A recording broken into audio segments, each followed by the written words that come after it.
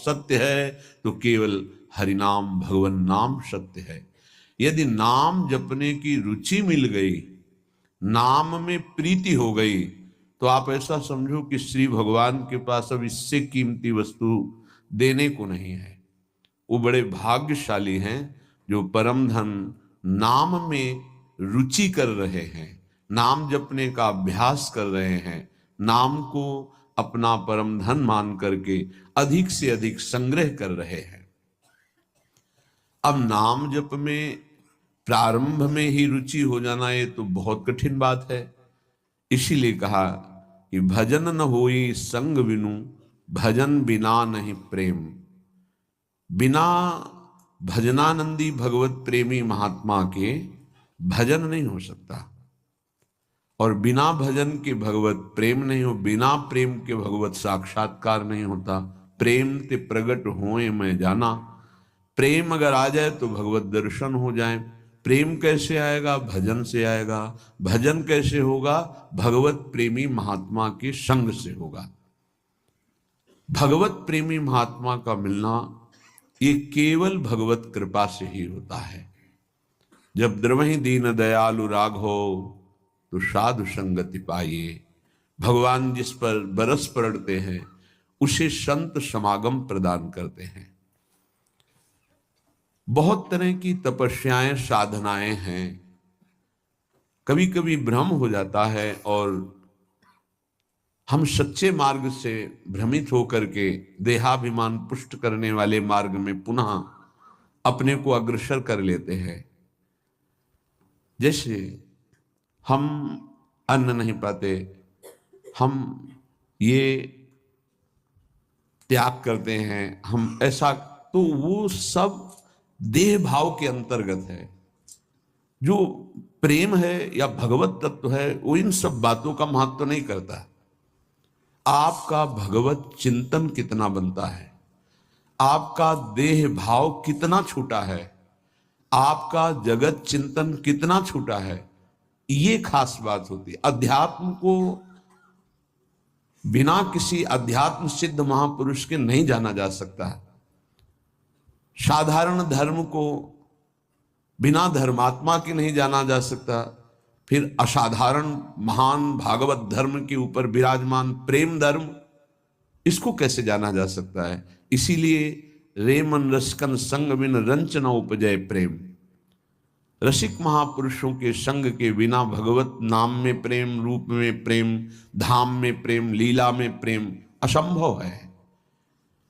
मात संगस्तु दुर्लभ हो। यदि मिल गया है महापुरुषों का संग तो अब चूकिएगा नहीं। इसी जन्म में हम भगवत प्राप्ति करेंगे। ये भगवत प्राप्ति में सबसे बड़ी बाधा क्या है? हमारा मन, मन के साथ हमारी दोस्ती। स्पष्ट समझ लीजिए, ये बहुत चिंतन करके अपने जीवन में फिर आपको बता रहे हैं। भगवत प्राप्ति में सबसे बड़ी बाधा क्या है? हमारा मन।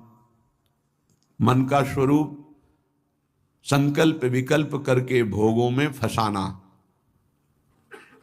मन से हमारी इतनी घनी दोस्ती हो गई है जन्म जन्मांतर से कि मन ने जो चाहा वो मेरी चाह है, यही बंधन है, यही बंधन, इसी को पकड़ना है।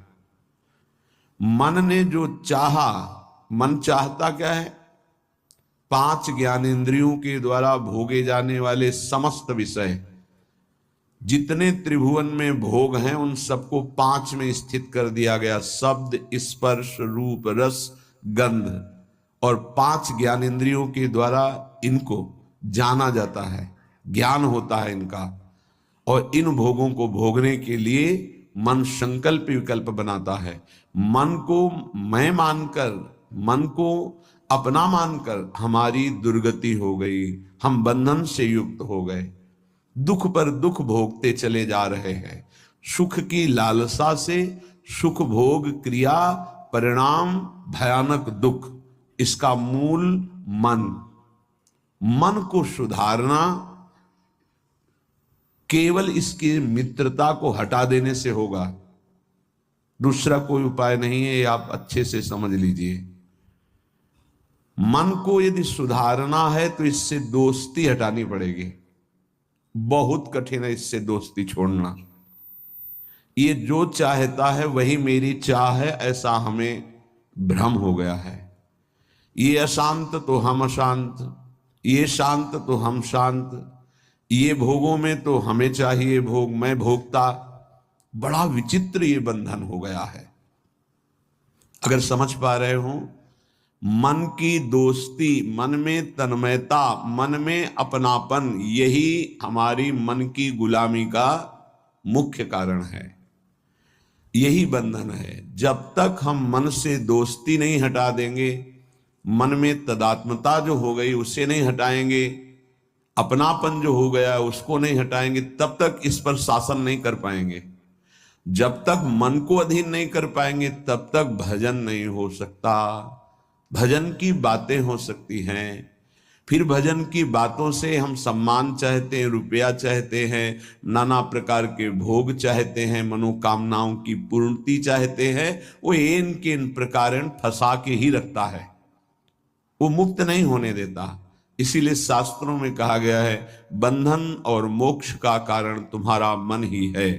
विषय चिंतन, भोगों में लगा हुआ मन बंधन का कारण है। भगवत चिंतन, प्रभु में लगा हुआ मन मोक्ष का कारण है। स्पष्ट वर्णन किया गया है। इसलिए धैर्य पूर्वक अंतर्मुख होकर के इस मन से दोस्ती हटा दीजिए।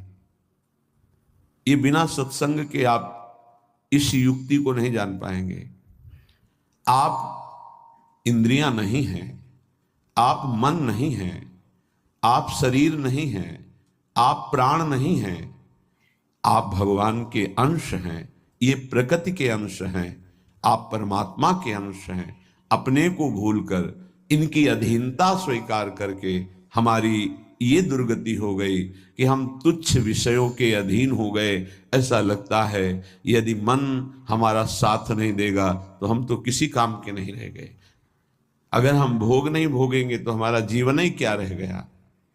ये भ्रम बैठ गया है। यद्यपि आप पूर्ण काम हैं, आपको किसी भी वस्तु, व्यक्ति, स्थान, भोग की किंचन मात्र आवश्यकता नहीं है, पर आपका ये मन आपको अधीन करके भोगों में सुख है, यही जीवन है, यही लाभ है, ऐसा भ्रम करा दिया है।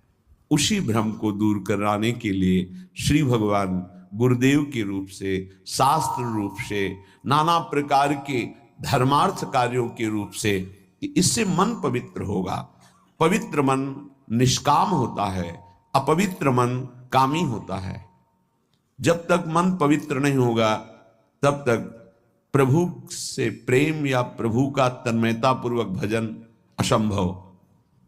निर्मल मन जन सो मोहि पावा। निर्मल मन, निर्मल मन प्रभु के नाम, प्रभु के धाम, प्रभु की लीला, प्रभु के रूप, इन्हीं से निर्मल होता है। संसार का नाम, संसार का रूप, संसार की जो त्रिगुणात्मका माया के द्वारा खेले जाना वाला खेल है, ये सब मलिन करने वाला है मन को, और हम इसी में लगाए हैं, इसीलिए हमारी दुर्दशा हो रही है। बिल्कुल सच्ची मानिए, ये हमारे इस समय शत्रु पक्ष का काम कर रहे हैं, मन और इंद्रियां। देखो, कई बार का ध्यान दीजिए, पैसा देके ये जानते हैं कि इसमें जो नाटक हो रहा है वो बिल्कुल झूठा है। आप जाते हैं, आप वहां 3 घंटे बैठते हैं, कोई मन को विक्षेप नहीं, कोई मन भागेगा नहीं कहीं, आराम से आपको 3 घंटे साथ देगा। लेकिन 30 मिनट माला उठाइए, देखिए फिर इसकी चाल कितना भागता है। तो शत्रु हुआ या मित्र? गलत कार्य के लिए पूरा तन्मयता होकर साथ देगा, भगवत कार्य के लिए एकदम खिलाफ हो जाएगा। तो इसकी चाल को नहीं समझ रहे। हमारा मन हमारा दुश्मन है इस समय। इससे हमारी मित्रता का मतलब है बंधन, मित्रता का मतलब है सर्वनाश। बहुत बहुत सावधानी की जरूरत है। ये मन 5 मिनट ऐसी चेष्टा करा देगा, आजीवन कारावास। कुछ क्षण ऐसी चेष्टा करा देगा, फांसी की सजा। कुछ क्षण ऐसे पाप करा देगा, नहीं कोई जानेगा, तो अंदर से भयानक रोगों की उत्पत्ति, अशांति, हृदय का हर समय दाह युक्त होकर जलना, बहुत प्रकार से कष्ट ही कष्ट देने वाला है। दुख योनया, इससे दुख ही प्रकट होता है। इसलिए उपासक अपने आप को और मन को अलग करना सीखे। मन की मांग जो सही है वो पास कर दीजिए, जो गलत है उसको ना कर दीजिए और बहुत जोर से ना कीजिए। नहीं नहीं नहीं, 1000 बार वो आपके सामने पेश करेगा, बड़ा सुख मिलेगा, नहीं।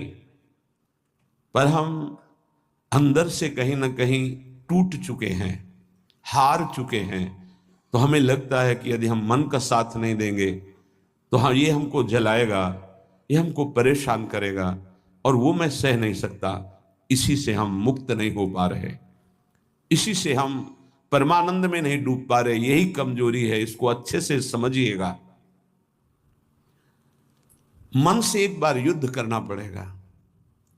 यदि इतना सत्संग के द्वारा हम विवेक प्राप्त कर लें कि ये मैं नहीं हूं मन, ये मेरा नहीं है मन, प्रकृति का अंश है, बस फिर तो आप लड़ सकते हैं।